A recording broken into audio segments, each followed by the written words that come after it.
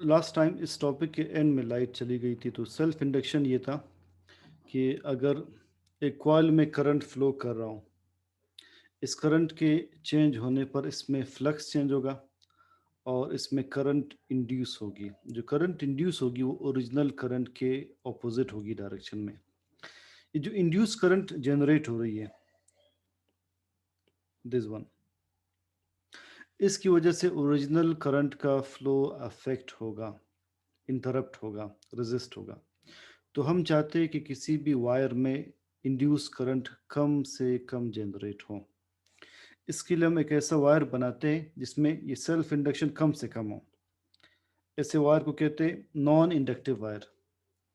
Non inductive wire कैसे बनाया जाता है, यहाँ पर हम इंटरप्ट हुए थे लास्ट टाइम।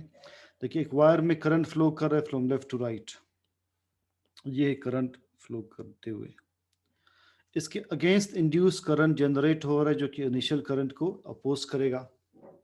अगर हमने इस इंड्यूस करंट के ऑपोजिट इफेक्ट को मिनिमाइज करना है, इसके लिए हम नॉन इंडक्टिव वायर कैसे बनाते हैं, एक डबल वायर वाइंड करते हैं। Non inductive wire is made by winding double wire.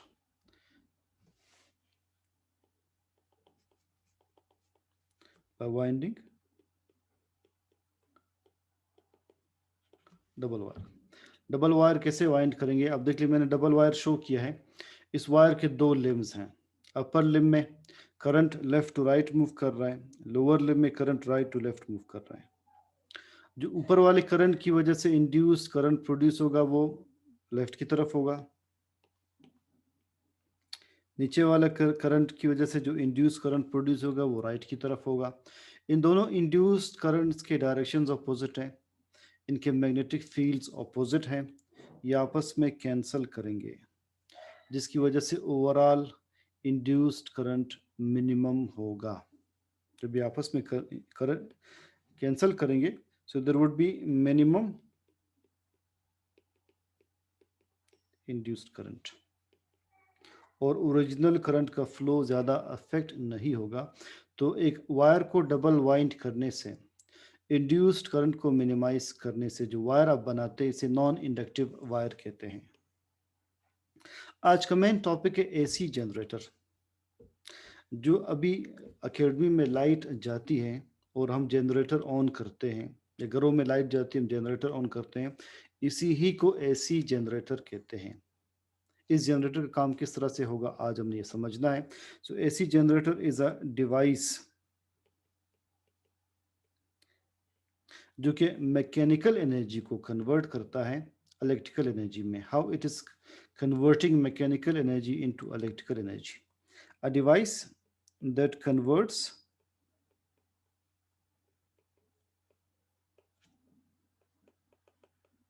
Mechanical energy into electrical energy. पहले हमने इसी स्टेटमेंट को समझना है। हम जनरेटर में एक कॉइल यूज करते हैं, ये है कॉइल, एक कॉइल इसके अंदर लगा है। हम पेट्रोल के ज़रिए, डीजल के ज़रिए, गैस के ज़रिए इस कॉइल को रोटेट करते हैं। ये कॉइल रोटेट करेगा, ये पेट्रोल के ज़रिए या डीजल के ज़रिए, गैस के ज़रिए आप जनरेटर जलाते हैं। जब ये कॉइल रोटेट करेगा तो इस कॉइल की रोटेशन से करंट इंड्यूस होगा। तो कॉइल का रोटेट करना कौन सी एनर्जी है? मैकेनिकल। करंट का जनरेट होना कौन सी एनर्जी है? इलेक्ट्रिकल। तो लिहाजा ये जो जनरेटर है ये वो डिवाइस है जो मैकेनिकल एनर्जी को इलेक्ट्रिकल एनर्जी में कन्वर्ट कर रहा है। ऐसा कैसे कर रहा है, ये मैकेनिज्म अभी हम समझेंगे। पहले आप इसकी कंस्ट्रक्शन देखिए। एक कॉइल है, इस कॉइल को हम इस तरह बनाते हैं कि बहुत सारे कॉइल्स हम एक आयरन सिलेंडर के ऊपर वाइंड करते हैं। इन तमाम कॉइल्स की असेंबली को, इनके मजमूए को हम कहते हैं आर्मेचर। बहुत सारे कॉइल्स आपने एक साथ लगाए हो तो इनके असेंबली को आप कहते हैं armature. What is armature? The assembly of many coils wound around iron cylinder. So the assembly or collection of many coils wound around an iron cylinder is armature और आर्मेचर कॉइल। साथ ही हमने इस coil को place किया है एक magnetic field में। इसे हमने प्लेस किया है एक मैग्नेटिक फील्ड में।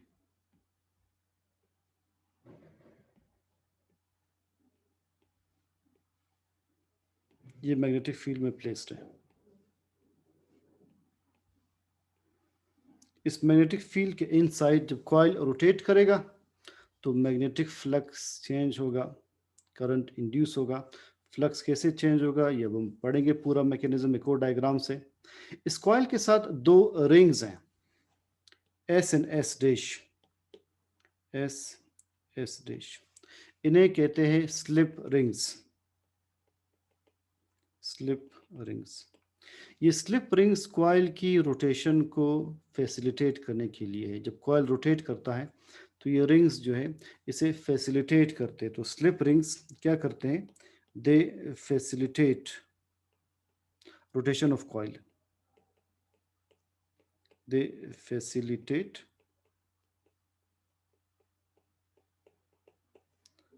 Rotation of coil.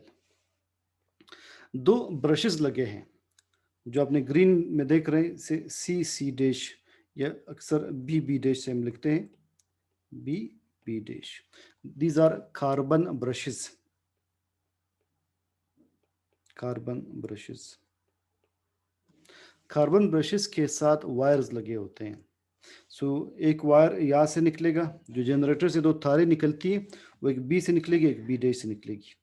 इन दो तारों को हम अपने सर्किट में डालते हैं, या कि पैदा हुई बिजली हमारे पूरे सर्किट में फ्लो करती है। तो B and B dash they act as external Leeds.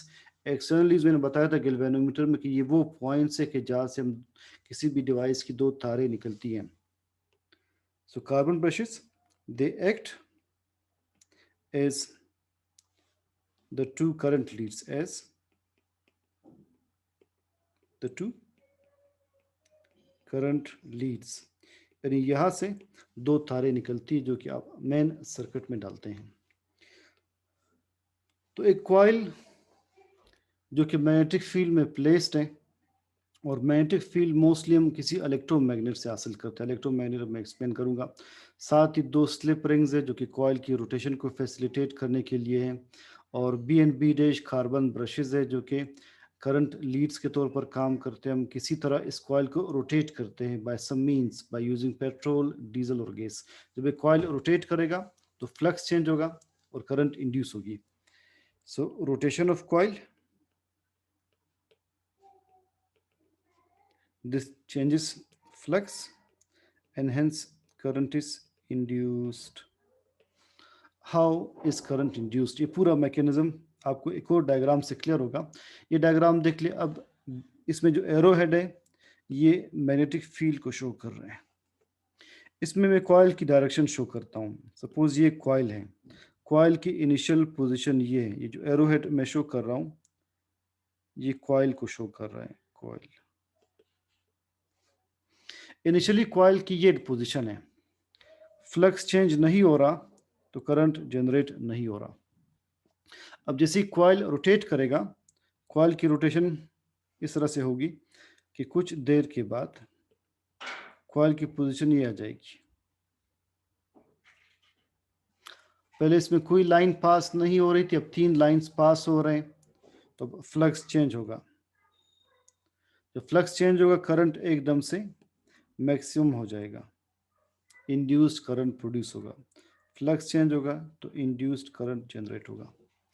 Further coil अपनी रोटेशन कंटिन्यू करेगा और कॉइल की पोजीशन ही आ जाएगी, ये बन जाएगी। ये वापस इनिशियल पोजीशन पे आ जाएगा but with opposite direction.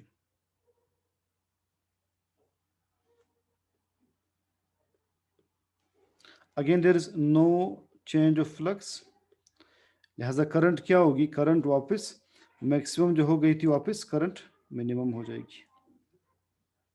Further coil rotate करेगा, इसकी पोजीशन ये हो जाएगी।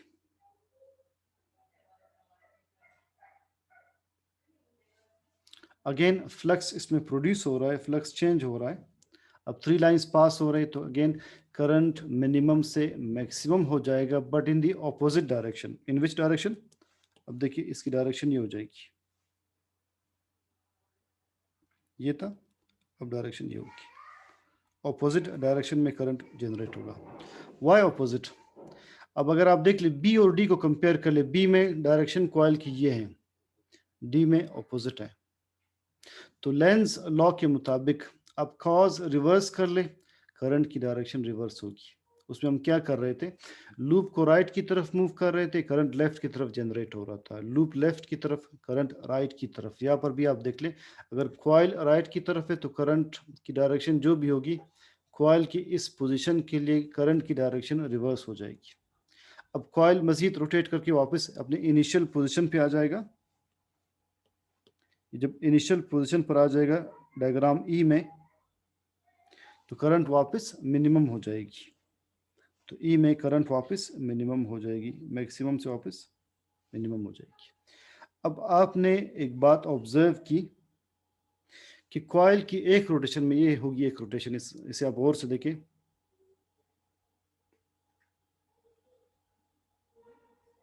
एक रोटेशन, कॉइल की जो पोजीशन थी उसी पोजीशन पर वापस आया है।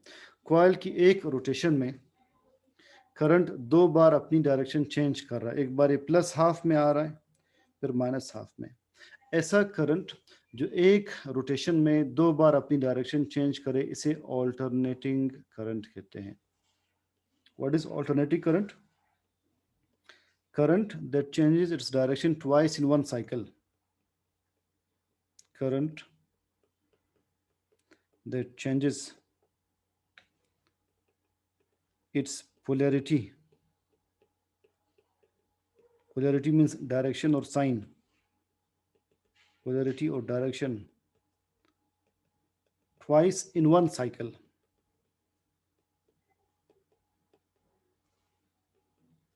is alternating current. देखिए ये होगी ऑल्टरनेटिंग करंट। ये है एक साइकिल, यहाँ से यहाँ तक हम इसे एक साइकिल लेते हैं। 1 rotation of coil is equal to 1 cycle of AC. एक साइकिल में ये 2 बार अपनी डायरेक्शन चेंज कर रहा है, तो इसे आप ऑल्टरनेटिंग करंट कहेंगे।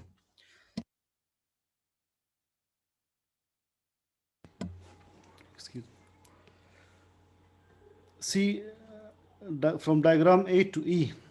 A, no change of flux, no current. B, change of flux, current moves from minimum to maximum. C, no change of flux, current moves from maximum to minimum again. D, again flux change हो रहा है मगर opposite direction में, current again becomes maximum but in the opposite direction. और E में जब coil वापस अपनी initial position पर आ रहा है, no change of flux, current again becomes minimum. तो कॉइल की एक रोटेशन में करंट 2 बार अपनी डायरेक्शन चेंज कर रहा है, इस करंट को हम कहते हैं ऑल्टरनेटिंग करंट। और ऑल्टरनेटिंग करंट जो है वो इस ऑल्टरनेटिंग जनरेटर के कॉइल की रोटेशन से प्रोड्यूस हो रहा है। सो आपने समरी याद रखनी है कि 1 rotation of coil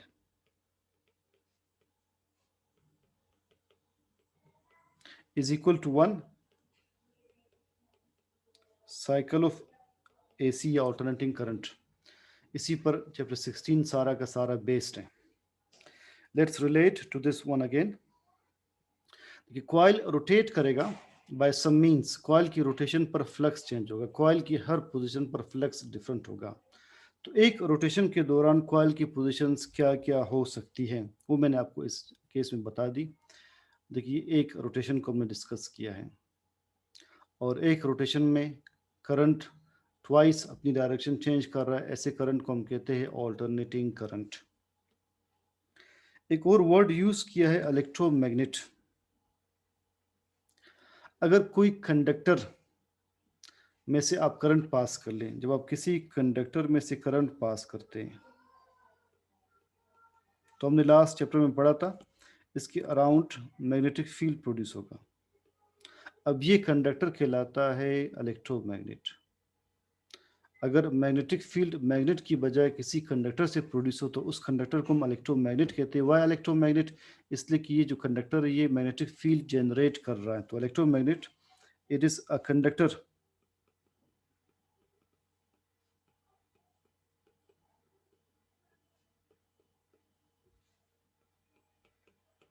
that generates magnetic field, that generates magnetic field due to flow of current through it, due to flow of current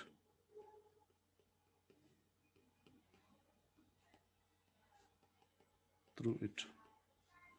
electromagnet ये है।